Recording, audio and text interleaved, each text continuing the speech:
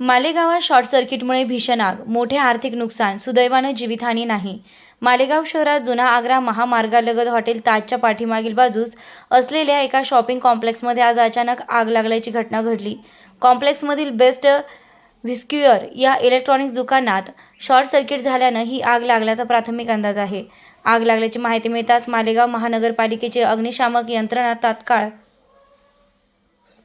घटनास्थळी दाखल झाली. दुकानांच्या आसपास अनेक व्यावसायिक आस्थापना असल्याने आग वाढण्याची भीती निर्माण झाली होती.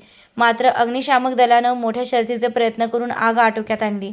या आगीत दुकानातील टीव्ही, फ्रीज तसेच इतर इलेक्ट्रॉनिक साहित्य जळून खाक झाले असून व्यापाऱ्यांचे मोठ्या प्रमाणात आर्थिक नुकसान झाले.